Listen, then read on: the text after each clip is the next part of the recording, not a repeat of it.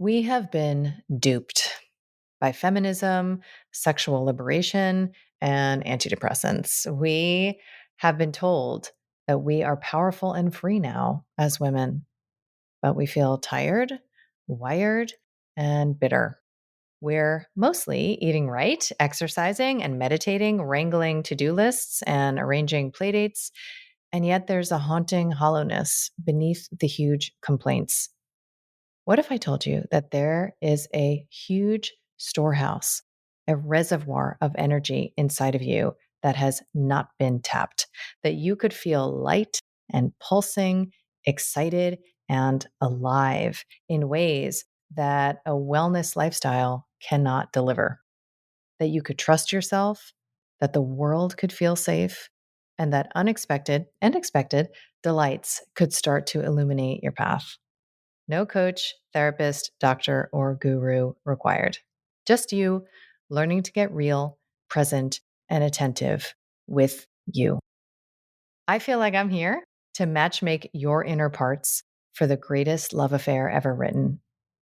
I want to help you learn first where you're buying eggs from the hardware store, which is the source of all pain.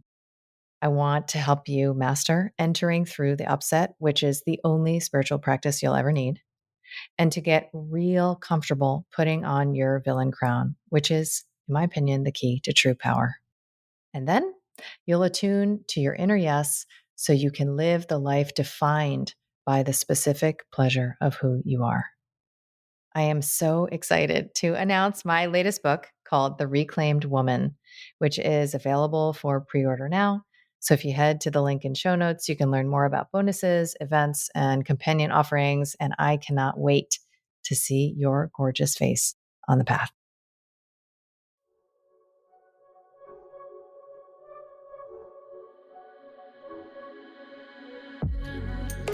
I'm Dr. Kelly Brogan. You may know me as a New York Times bestselling author of a book with an exploding pill on the cover, renegade psychiatrist, pole dancer, or honorary member of the Disinformation Dozen. What can I say? I'm a born provocateur. I've spent most of my recent life exposing deceptions, connecting dots, and discovering the secret places my inner victim is still waiting to be liberated. And now I feel called to help you reclaim all of your parts, your health, your sexuality, your power, and your expression, so that you can finally truly own yourself. I want to ignite in you that inner knowing and the pulsing vitality that lives beneath your disempowerment, disconnection, and resentment, so that you can audaciously, courageously, and playfully alchemize your struggle into the specific pleasure of who you are. This is Reclamation Radio, a Soulfire production. The conversation that follows is from my Sovereignty series, Living Library, where you can find my most provocative discussions and my deepest effort to connect dots from homesteading to relationships to the shape of the earth and the nature of reality. You can purchase the ongoing series at kellybroganmd.com and at the link in show notes. Hi, and welcome back to Reclamation Radio. I'm Dr. Kelly Brogan, and I am here today with Mark Gober, who is a prolific truther, author of many, many important, essential topics. And there is one book that I want to focus on today, which is called An End to Upside Down Liberty. Although he has an upside down collection, there's like many iterations on these themes that stem from a spiritual perspective on what it is that we are doing here and how it is that we can interface with what is for our own expansion and personal empowerment. And I was telling Mark before we started that I really appreciate the way that he handles topics that over the past 3 years, I've honestly grown weary of. I'm not interested in the dialectic any longer. And that's why I've shifted into a lot of the inner work, right? And focusing on what it is that we do have control over, how it is that we can look in the mirror when we insist that things should be otherwise on the outside. And yet I would like to dedicate, this episode to one of the most powerful frameworks for the solution that I have come upon. And that is called voluntaryism. And so we will get to that. First, I want to take a little detour into the nature of the beast, if you will, the nature of the problem. And I sometimes talk about how it's essential to develop intimacy with your no, with your fierce no, with what is not working in your lifescape, what you will not consent to, and how we can hold awareness of that no as we really step into the yes. And that's what I think you do very masterfully, Mark. So welcome. Thank you for being in conversation with me. Well, thank you for having me, Kelly. So I want to just dive in the deep end, as I do. And I want to ask you what your perspective is on, and I know this could be yet another book, what your perspective is on the last 3 years and the perhaps undisclosed intention of the agenda of what, we can just summarize as the Great Reset. What do you think is behind all of this, right? So obviously there are people who think there's actually some sort of new illness, some man-made bioweapon. I mean, there's all sorts of different theories. What do you think is going on? In short, I think we are in a spiritual war. That's the best way I can make sense of all the different data points. But beyond that, I'm not quite certain of all the details of what's going on. I mean, generally, we're moving toward a direction where human liberties are being infringed upon, where we're becoming less and less free. And I should take a few steps back. Before 2020, I was not aware of these sorts of topics around liberty. This is pretty new for me. I mean, my first paradigm shift, if you want to call it that, was in 2016 around spiritual topics, because I was a hardcore materialist. I thought life was random and meaningless, and I discovered that there was scientific evidence that contradicted my worldview. So that was a pretty radical shift. And it got to the point where I was working in Silicon Valley. I had become a partner at my firm and decided to leave my firm at the end of 2019 and was transitioning out as the pandemic was happening. So I was in this interesting place where I had given myself space to explore topics that I was interested in, but I didn't realize I was going to be going down this more political rabbit hole of understanding what I think is systemic deception in the world that we live in. So it was like my first paradigm shift was around the basic nature of reality, going from materialism to what some would call non-duality, a spiritual worldview generally. And then the second paradigm shift, and I think within each of these paradigm shifts, there are sub-paradigm shifts that I probably haven't even figured out yet. But this other one around deception, that we live in a world where the truth is not presented to us. And in fact, we're presented with falsehoods seemingly everywhere. So that's the backdrop with which I started to evaluate what was happening in the world. And the first red flag for me was I saw doctors being censored in early 2020. They were expressing opinions which on the surface seemed to be pretty benign. Like they were saying the problem was not as severe in hospitals as was being presented on the news, for example. And those doctors were being censored and taken off YouTube. So I had seen this actually professionally. I saw some corruption in the business world. So I saw parallels there. And then in my exploration of spirituality and the science of consciousness, I saw that scientists were being called pseudoscientists or being deplatformed or just maligned in the media. And then it was like the same thing was happening around 2020. So that led me to want to explore what was happening. And long story short, it led me to want to understand the basic organization of our society, politically and economically, because at the time there was also a lot of political strife around the election. And I was trying to figure out where I stood on issues because I was coming from this newfound spiritual perspective. And there was a huge divide in the quote unquote spiritual world. Some people were on one side, others were on the other side. And I was finding myself very much on the pro-liberty side. And then I was trying to understand what that meant. So to answer your question briefly, I think we're fighting for freedom ultimately on a physical level, but I think on a metaphysical level. The bipartisan psyop, as it's sometimes referred to, right? And you reference sort of finding yourself in this political arena and then trying to orient almost politically, right, around your belief system that was fundamentally a metaphysical perspective. It was absolutely part of the agenda, right? So I myself was characterized as like this pro-Trump, right-winger, QAnon fanatic, when I have literally never once in my public career made a political statement, ever once, ever, endorsing a candidate or anything along those lines.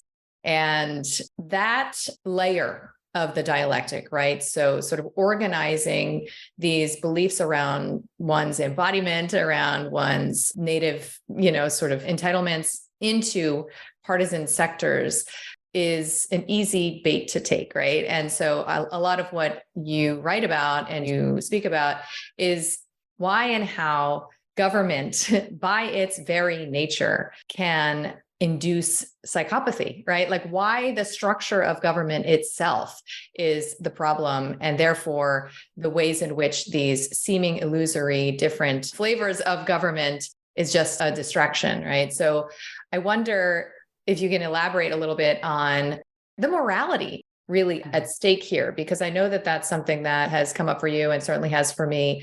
How is it that we are not asking a deep enough question around government itself as a structural entity, as a ruling force, and why that can set the conditions for, otherwise well-intentioned people, especially in a sort of pyramid scheme, right? Well-intentioned people to participate in structures that injure, that harm, that damage, and that fundamentally deceive. So I wonder if you can elaborate a little bit about that. Sure. Well, I think fundamentally, this is about understanding what government is. And often when we hear political discussions, people are talking about the ways in which government should act. And there's this unspoken assumption that government is the way that we should do things in the world. That's the way we should structure society. So that led me to then explore philosophers who have questioned that basic assumption. And it starts with defining government, which is something I had never even thought about. I was beyond apolitical. I just didn't even care about political stuff. But then we were thrust into this era where all of a sudden we had to have opinions. And it was sort of like, if you didn't have an opinion, then you were on one side or the other. So I wanted to explore this.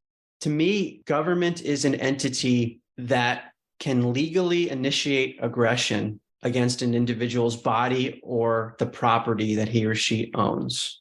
So let's break that down, because it's kind of a simple topic, but it's very deep. And if you haven't thought about this before, like I hadn't as of a few years ago, it takes some unwinding, because we're so conditioned to believe that, oh, we have this benevolent government that takes care of us in society. And if we didn't have that, what would we do? From a very early age. So there's conditioning to be unwound here. So government is a compulsory entity, meaning it's not one that we hired to provide services for us. So it provides lots of services that I would argue are important for society, like roads, courts, legal services, military, police. It does lots of things that you probably want in society in some capacity, but we have the government to do it. And the government does it without our explicit consent. And this is where the rub really is, where typically with a service provider in other areas of society, like I worked in investment banking and strategy consulting, where my firm would be hired by someone, or if you're at a law firm, you get hired to provide a service, and you typically have a contract that lays out what the service provider is going to provide and what the pricing structure is, and what happens if the service provider fails to do the things it said it was going to do, how it could be terminated. You have that structure in place. With government, we have much more of an implied consent, where you're born into a certain jurisdiction, certain territory, and then you're bound to the morality that the government sets for you, but you didn't necessarily consent to it. And you could leave that jurisdiction, but it's not so simple, because expatriation can be complicated. You might have taxes, and you might just find yourself under a different ruler, essentially. So when you look at it that way, there's a realization that I've had that we're born into a system where we're not free automatically. Even though on an innate level we're free, we're born into this compulsory system where we haven't voluntarily and explicitly consented to what's happening. And that cascades into lots of problems where this entity, government, also known as the state in political theory generally, can force you to do things that you didn't ask for. It can define morality for you. And if you don't abide by that, then you are immoral under the government's eyes, even though you might be moral in your own eyes. And to me, on a spiritual level, that leads to all sorts of problems as well. And you make the point that there are like this consensus around the implied benefic nature of government, and how, from tax collection to law enforcement to, politicians and their roles in our lives, there are frank inversions, right? Whether it's extortion or murder or aggression and violence, how these are sanctioned in this arena. I sort of find myself wondering, how many people have thought about that, right? That if it's quote unquote legal for these agents, these government agents, to participate in what we in one arena all agree is amoral behavior, then why would it be illegal for us as citizens to participate in the same amoral behavior? And this, of course, cognitive dissonance is something that is resolved through the passive sort of implied consent, right, that you reference. Yeah. So the government becomes an entity that has special privileges, basically. It's an entity that can do things which a normal person or business could not do. They would be regarded as criminals, for example. So let's think about tax collection as a basic example, where we pay taxes and regardless of the government's performance, it's going to collect those taxes. Whereas if a normal business fails to perform, for example, it might go out of business or a customer might use a competitor. With government, it's going to collect no matter what. And if you don't pay your taxes, then they have a right to seize your assets or throw you in jail or whatever.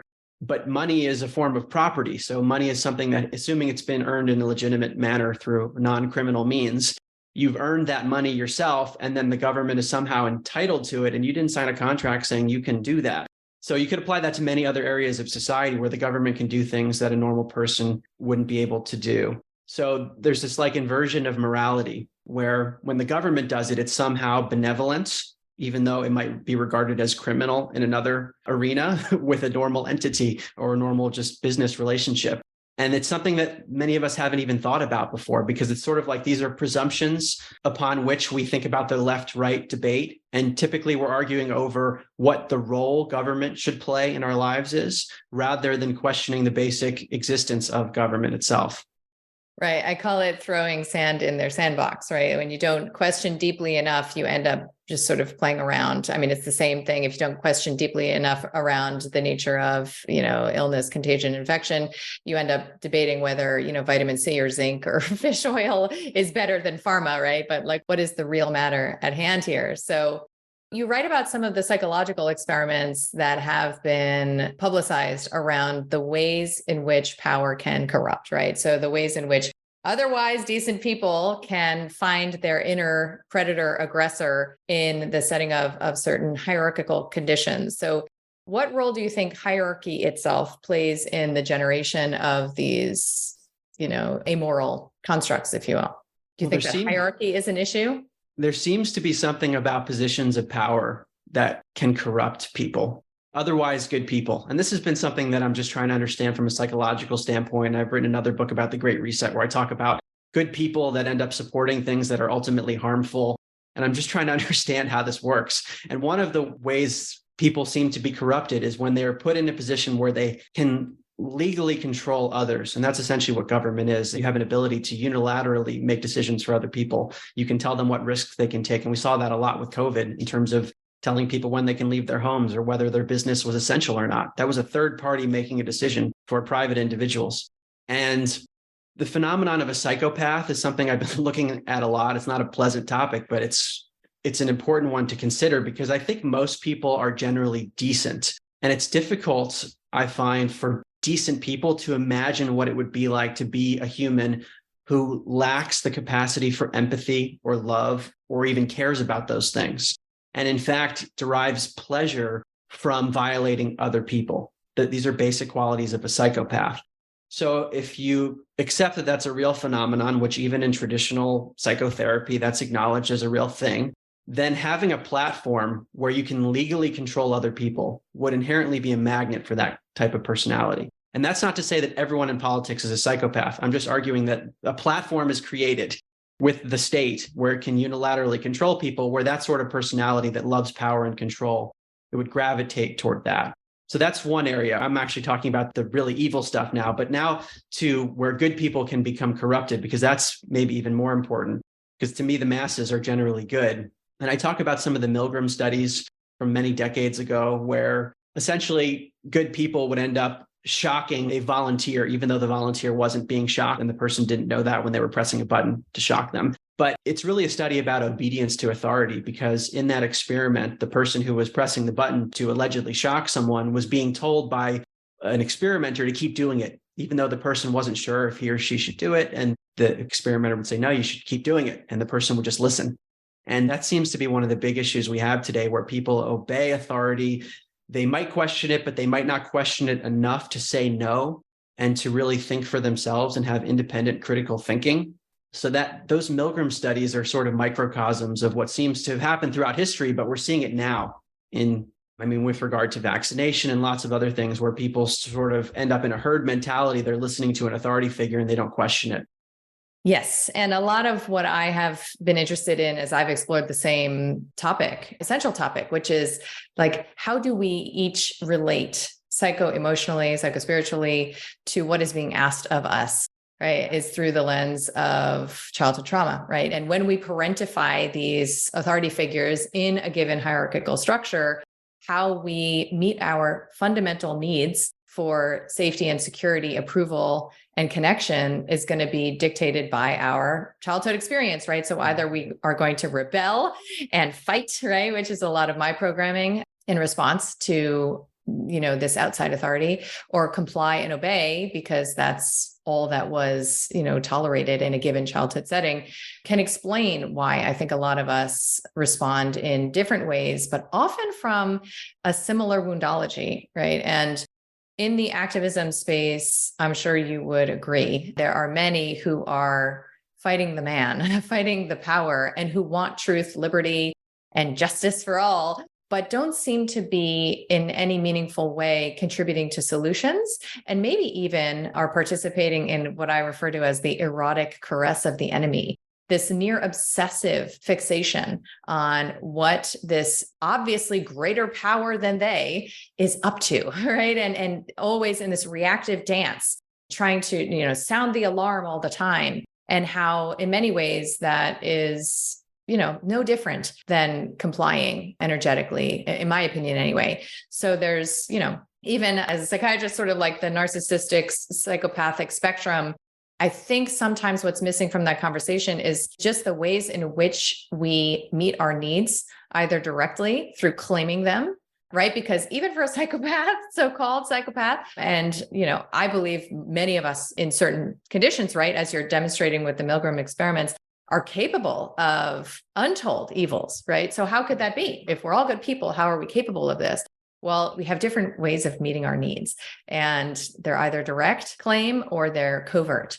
In the case of codependents and rescuers and caretakers and all of those good boys and girls, who are good citizens, they're still meeting their needs just in a more socially acceptable way, right? So you write a lot of amazingness in this book, An End to Upside Down Liberty, around something that's been of great interest to me, which is the structural ways that are baked in to the way that government communicates with the populace to influence these people who are more susceptible, I guess, to the compliance side of things, right? So whether that is frank mind control, MK Ultra program, whether it's social media, education, these false flags that are publicized, and, the way that agendas can be hidden, of course, behind distracting matters, distracting issues like, climate change and, of course, what we've been through recently around public health. So we'll pause here for a message from our sponsor, my membership community, Vital Life Project. So if you want to hang with me, ask me questions in live coaching, get free access to my masterclasses, curated content, discounts, and to the incredible humans that I attract, my membership, Vital Life Project, is where it's at. It's the only membership of its kind, and you'll shed your struggle, transform your victim story, and level up your reclamation game with others who get it. Join at the link in show notes and at kellybroganmd.com. So I'd love for you to sort of maybe take us on a little tour of what you think you've learned around the most insidious ways that government influences the psychology of the public. And, then I would like to sort of transition into like, how do we wake up? How do we resist? As a mother, one of the concerns that I have every day is like, if my children are exposed to the internet, am I feeding them, to the machine? How do I arm them as warrioresses? Like, what does that even look like? Because of the way that most of us are just being able to perceive when deception is at play and feel it in our bodies. So yeah, I'd love for you to talk a little bit about what you think are some of the most powerful ways that unsuspecting people are influenced by government tactics. Well, I think it starts at a young age with the education system, where certain biases are effectively implanted. And it might come from innocent teachers who don't even realize that they're propagandizing students. But there is, from a young age, this mentality that government is the mommy, daddy figure that is there to take care of us in various ways, which, as you mentioned, appeals to various parts of our psychology, depending on where we are. And that it is a benevolent organization that is there to take care of us. And if we didn't have it, then I mean, the fact that we have it and we have this amazing democracy is such a good thing. And that's not to say that we haven't advanced as a society in certain ways. We definitely, at least in America, we're freer than other societies have been. So there might be hints of truth to what is explained to people, but the underlying programming is there within education. And to take some extreme examples, people often reference the Hitler Youth Program, where, I mean, we don't like to compare ourselves to that in America, but there are elements of propaganda within our own system here as well. And we've seen what that can do in other places. But also the media is really becoming, or maybe always has been, and many of us are waking up to it now, including myself, is it really programs us with what to think about the world. It tells us what's happening in the world and what to focus on, as if those are the main events. And we're just supposed to assume that because the news presents us with those things, that that's what we should be focusing on and that we should be listening to the experts. So in essence, what I'm talking about is a flow of information that we're being presented with, and it's being presented in a very specific manner. And you mentioned MK Ultra. I think this is a really important topic because it speaks to a level of sophistication in the way that information is presented. So MK Ultra is a now declassified program from decades ago regarding mind control and using all sorts of nefarious tactics like psychedelics and forms of torture to be able to mess with people's minds. And it stems, probably even goes before this, but people often reference Operation Paperclip, where Nazis were brought into the United States for various reasons, but they had knowledge. The Nazis had knowledge in terms of how to torture people and all sorts of other things. So they were brought into the US, and those programs, experimentation on humans, has been going on for a long time. But on a mass scale with the media, we could see that, at least that's my opinion, is that there are parallels between some of the torture applied to individuals within MK Ultra that can relate to what goes on with the media in terms of bringing about fear. That seems to be a major pattern. And the journalistic work of Project Veritas has revealed this very clearly. Many things that many of us probably knew, where, for example, a CNN technical director was filmed without his knowledge, talking about how fear sells. And that was one of the major things they were pushing with COVID. And he said, once the public is open to it and COVID slows down, we're going to do the same thing with climate. We're going to keep putting people in a state of fear. So to me, having studied some of the MK Ultra stuff, I think there's a parallel there, because with fear, in an extreme sense, people can actually develop dissociative identity disorder, where they develop multiple personalities. And those personalities can be controlled. And sometimes the person doesn't even know that they have those personalities. But on a mass scale, if fear is being brought about through the media and maybe even through the education system too, what is that doing to create many dissociations and many openings for the control system to be able to steer consciousness in a desired direction? Absolutely. And I've actually come to, I don't know if you've come to this extreme a conclusion, but that any international media making event is staged, is theatrics to this end. And this is where the question of whether or not we are engaged in a spiritual war and what is the nature of it. Is it us versus them, right? A lot of people in our circles talk about this T, capital T, they, like who are they? And again, like I have become more interested in the ways that war exists within me and how I can address the whole fractal nature of it, right? So it's going on here as it is, without. And when you talk about fear, and I would sort of put that in the context of victim consciousness and how powerfully distorting and pathological that state of thought and being and emotional resonance that accompanies that state can be, right? And so I'm sure you've heard the phrase loosh, right? And so like when we are in this mass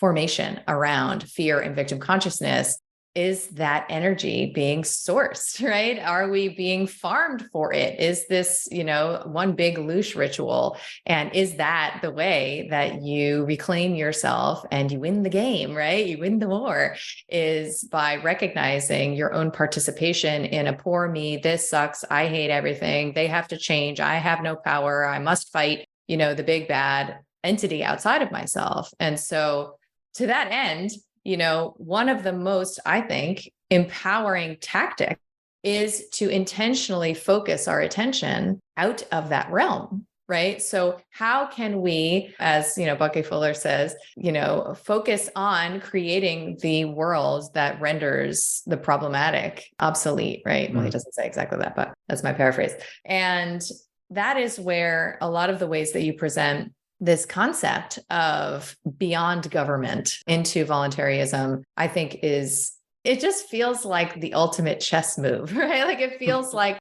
yes, this is where we can play and feel good about actually accessing our creative energy rather than the victim field. So, for those listening who haven't heard of this concept, I'd love for you to give sort of a 101 on voluntarism and some of its tenets around property and private contract and non-aggression. I know that you also bring to it a more spiritually informed perspective than might be otherwise accessed in, some of the libertarian realms, which is you call non-dualistic voluntarism, right? And so I'd love to just sort of explore that and feel into what is possible when we begin to rid ourselves of some of the assumptions that we've made that the state knows how to do pretty much anything better than the private sector. Sure. Well, first, I want to say that there's a balance with all of this stuff in terms of identifying the problem, but then not getting sucked into it where there's this victim mentality that you so eloquently point out. So there's a fine line with all of this, because I do notice some people just don't want to look at the darkness, and it's like a spiritual bypass. And I don't advocate for that either. So it's like there's a desire, at least in my own process, to want to understand the truth and to share it to the extent that I learn something, but not to be sucked into it as a victim, just to understand this is the reality that we live in. This is the truth of our existence. So and honestly, Mark, I'll interrupt you just to point out that as somebody who's like increasingly sensitive to the feeling of another person, relative to their words, that's why I think you're such an important ambassador, because I can feel in my body when I talk to you that you can hold, right? You can emotionally hold what it is that you've seen, and it doesn't destabilize you. And you can command your gaze in the direction that you choose, right? So that is such an empowering template for us, right? Because I don't feel like when you look at what is, I feel you stay with yourself, right? There's not this sort of like hysterical destabilization that I've witnessed so often in the activism field. That is, it just propagates and perpetuates itself, right? So obviously, to be able to look at what is and the tremendous catacombs of darkness that all these rabbit holes take you to, there's a certain level of emotional mastery that's required, right? Because otherwise you just get brought back to your 7-year-old, experience of being, spanked or yelled at or whatever, and you feel disempowered and helpless. And I don't feel that going on, right? Like when you talk about what's up, I feel you can look at it with a degree of adult dispassion, right? And so obviously getting there is easier said than done for a lot of us, right? So I appreciate absolutely and totally agree that holding, in psychology, it's called the mixed object, holding, the good and the bad, holding the possible and the horrible at once. I do think it looks in many ways like the way that you present it. So yes, so carry on. Okay. Well, I appreciate that. And it has been a process for sure, because my quest from the beginning, starting in 2016 to now, has been to try to understand what is this world? Who are we? Why are we here? And that means looking at the dark and the light. And that means also when acknowledging the dark, it's not to be hysterical about it, but it is just to raise awareness. But it's a very important distinction because, as you point out, people can go off the rails. That happens too. So now on to solutions, because that's ultimately what I'm thinking about for myself, and then I like to share it. And voluntarism is the term that I use in the book. Sometimes in other circles, it goes by the term anarchism, which can be triggering for some people, and also anarcho-capitalism, but it's effectively the same idea. And it's a very simple concept, which is just abiding by the non-aggression principle. And the non-aggression principle is the idea that no person should initiate aggression of any kind against another person's body or their material property that they own. And aggression could be physical violence, fraud, coercion, extortion, anything like that. And also, if someone initiates aggression against you and your property, you have a right to self-defense. That's the whole system. That's it. And if you apply that then you realize, wait a second, government violates the non-aggression principle inherently because it can initiate aggression against you and your property legally. And money is one obvious example, but all over the place, it can do things that you didn't consent to. So what I talk about in the book is I'm really, like I do in many of my books, I am amalgamating the research of many philosophers who have thought about this for many years before I have. So there is a realm in the economics field known as Austrian economics, which looks at basically how does the world function without government? Because they're typically, and I studied economics when I was an undergrad at Princeton. I actually started off in the economics department and I switched out because something didn't click with me. Something sounded too theoretical. And then I ended up moving into psychology and looking at behavioral economics. But it's interesting now looking back, maybe the reason I didn't stick with economics is that in traditional economics, they're thinking about how can the government steer our world? There's that presumption built into it rather than asking the question, should the government be doing that? So within the Austrian School of Economics, there's often this application of the non-aggression principle of how could we function as a society theoretically without this government structure that's there in a compulsory manner that we didn't sign a contract with explicitly asking it to do all these things. So the question then arises, people might often say, well, like who would build the roads? That's the first question. Well, who builds the roads now? Human beings do. They just do it under the umbrella of government. So somehow when people say the word government, it's almost like you can exhale because it's going to get taken care of, even though it doesn't have a financial incentive to do so. It doesn't even make sense when you break it down, because if a normal company fails to perform, it goes out of business, the government continues to function. So all of the government functions, whether it's road servicing, court systems, police, these could be done in a private manner, meaning you would have companies that offer this service and individuals within society pay them to perform those functions. And typically what happens when you have that kind of a free market where there's an entrepreneurial incentive to provide services is that you end up with creative solutions that you might not even be able to conceive of beforehand. And that's how the marketplace operates today, is that companies come up with things that no one thought of, and then they get paid for it if they're servicing customers appropriately. So just let's take the police force as an example. You could easily have police services in a private manner. First of all, people have private security today. There are private companies that provide security, but there are lots of inefficiencies with the government and police. So they might not allocate their police force efficiently. They might have too many policemen and women in one place and not enough in another place. And what is the corrective mechanism for that? Well, if you had a private market for it, then the people that are demanding that service, they're going to allocate the resources of the police force efficiently based on who's demanding what, for example. So effectively what you get, whether it's police force or any other service, is people voting with their dollars. And that creates a level of efficiency where there is demand based on what the people want. And then the suppliers, the entrepreneurs effectively have to produce in order to meet that demand. And then things will work out as they may. Now, what I just said there is often problematic for many people because what I'm arguing is I don't know exactly how it would play out. Whereas with government, we can say, well, we're going to have the police force, we're going to have the courts this way, and it's sort of set in stone. It might shift a little bit, but people can often exhale because they think the government's just going to take care of it. Whereas when you have this free market system, it is a bit more chaotic in one sense, in that you don't know exactly how it's going to play out. But to me, that leads to more creativity, and it allows for these voluntary exchanges rather than legalized coercion. And it's, again, it's just such an opportunity to behave as adults and to not assume that mommy and daddy are going to take care of it. And what happens when we are expected to behave as an adult, I believe, and I imagine you do too, is not what we've been programmed to anticipate, which is like, we'll devolve into like raping and pillaging, It's in fact that we become our most trustworthy selves, right? That when we reclaim our agency, when we behave as if we have power that we would otherwise have been divested of, there is an organizing principle that is activated. And that is because adults are then interacting with adults. Men are interacting with men and women, right? And the reflexive questions, right, about the roads. And of course, one of my first questions was, well, I have a deep understanding of why many people behave irrationally, right? And myself included.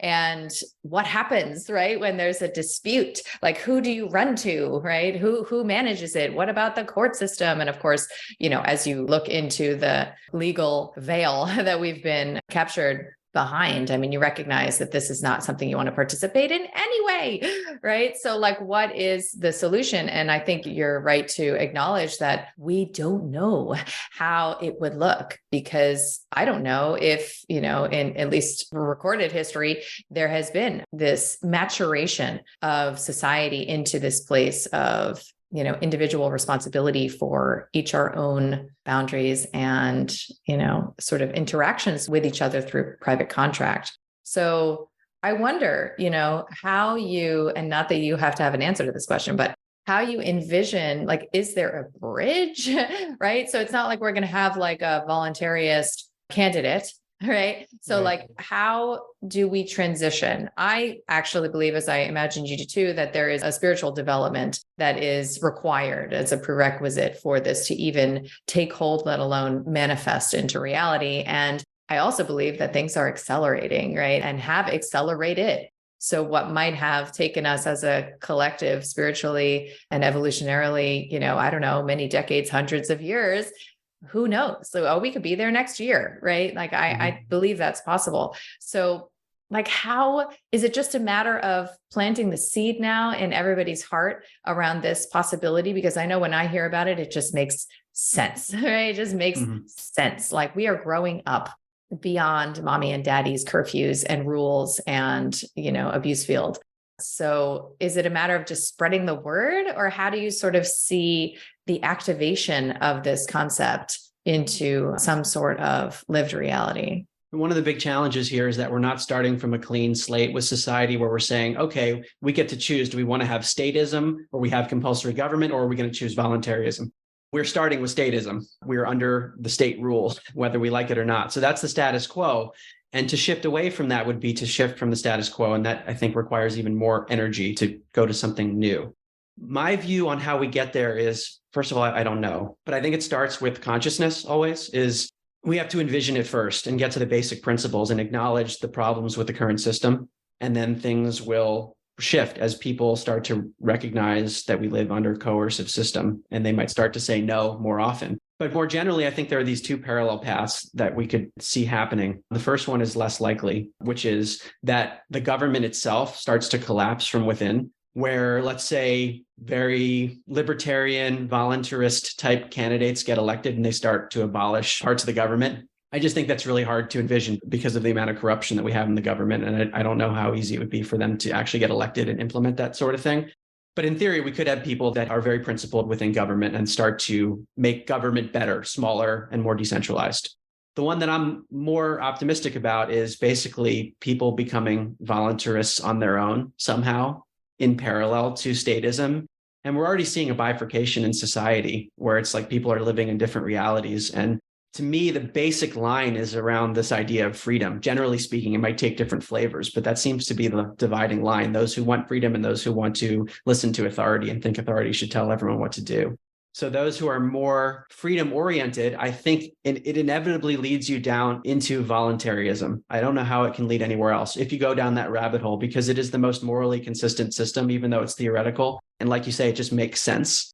So how would that play out? I don't know. Maybe people will start to organize themselves if there's a critical mass of people where they end up with a large landmass and there can be private law within that landmass, or there's a way to people figure out creative solutions. But it starts with the acknowledgement that the existing system is extremely problematic, and that if we want to be free physically and spiritually, we have to move to something else. So this also gets to an important topic with regard to activism and everything. This philosophy of non-attachment, that's been a really big one for me in my personal journey, which is not how I used to be. If you knew me before, this is like a complete 180 of being passionate about what I'm doing and really caring, but not being attached to what the ultimate outcome is, not being fixated on the way that I think it should be, not being bound to my desires or my own fears, but trying just to do what's right. And then the outcome is going to be beyond my control. I'm one person. So that's really the philosophy that it imbues lots of my work, but especially this book, because it is so far out to think about a world without government and private law and just private contracts. But it is, in principle, I think, the right way to go. And who knows what happens if we all start to think differently. Yeah, I refer to that Chinese parable, this maybe principle, right? This idea that what we think is exactly what we want could lead to the most challenging of struggles, right? And what we think is exactly what we don't want could be the only path to our greatest fulfillment. And I mean, of course, we've seen that in our own lived experience, right? Having look back on one, adverse experience you've had and know its fruit, right? Like, so we know that as individuals and what it could look like as a collective, and really the hubris involved in a lot of activism, which is, I know how it should be, right? Like, who are you? Look at your life. Your life is a mess. You know how it should be, right? So I love the way you hold it, because there is something that feels so right about, again, this maturational step in our collective growth and development. And how we get there, if we get there, will be an organic unfoldment from the desire, right? However that looks. And to hold that desire means that you're not necessarily holding as strongly the rejection, the fear, this feeling of being captured in a place that you hate, right? Like that so many of us can get in our awakening process, can get stuck in. So I love that, because if we knew exactly how we would get there, then probably, right, it would be an extension of more of the same of what it is that we're involved in. It's like, in the Hunger Games or whatever, if you've seen that predictive programming, where the revolutionaries end up creating the same exact thing, that they were set out to destroy. And how often does this actually happen because of the nature of hierarchical systems and the vacuums that they create to be filled?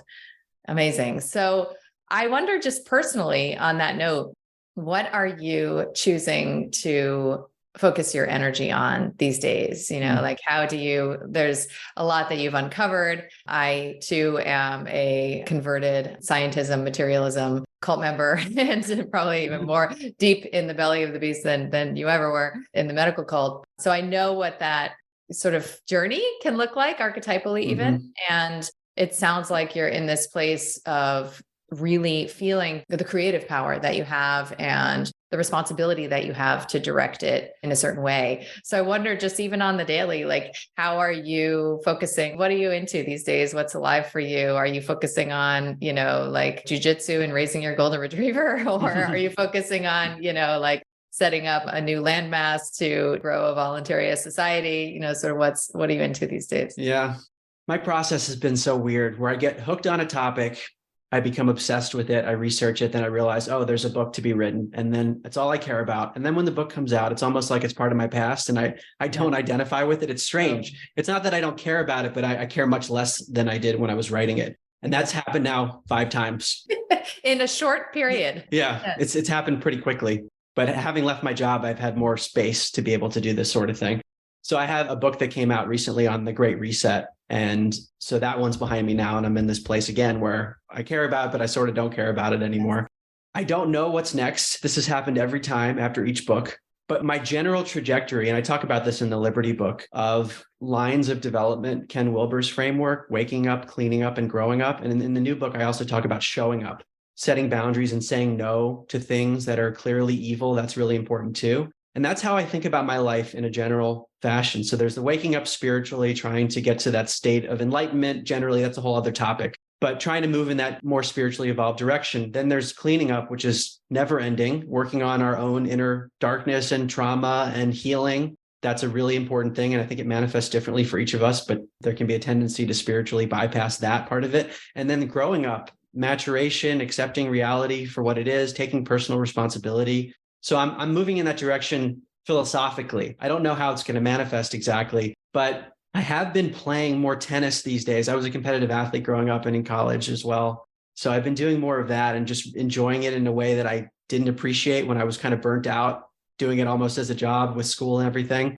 So there's an aspect of that I'm appreciating in a new way. I don't know if that's just coming up to say at the moment, and enjoying the competition of it, even though I do it casually these days. Just getting back into that really competitive mindset is something I enjoy. But I mentioned the 2 paradigm shifts before, the one away from materialism and the other is around understanding deception, evil, the duality. There's so many paradigms within those 2 categories that I haven't even explored yet. And I'm really not clear on what this place is that we're in. I If think you were, I would end the interview now. Okay. Yeah. Okay. But I'm more confused the more I learn. I'll put it that way. I'm becoming less and less sure of what everything is.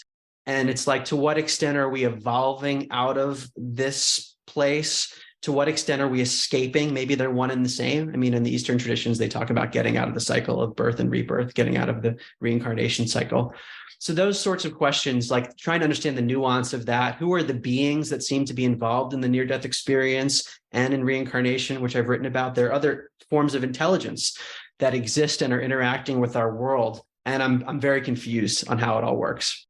Yes, I think confusion is one of the most fertile states and one of the hardest to capacitate on a nervous system level, literally, like to sit in the uncertainty, to sit in confusion and to enjoy its yield is something that, I don't know, it's taken me many decades to even begin to explore, right? So it's that liminal space between what is no longer and what is to be. And if we can't sit in it and we must grasp for the knowing, like we end up, just sort of collapsing ourselves back into the old place. And I love what you're saying about tennis, because I think that it is one of the signs of personal reclamation when we feel safe enough to play again. I actually think it's a hallmark of adulting, because otherwise, right? Like it's like that little piece of your, I was a trained ballerina too, and dance for me these days is a totally different thing, even though it might look similar with my pointed toes or whatever.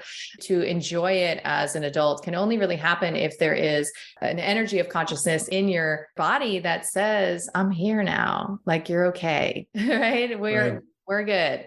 And you can play. It's safe to do so. So I love hearing that. And I do think it's part of this journey of reclamation. So I love this conversation. I want to thank you for bringing, whatever is alive for you, because when you do, and as you ride the waves of your own process, you'll find yourself attracting those who needed you to speak truth in just this particular way, that particular time. And so I love these conversations for that reason and more. So thank you, Mark.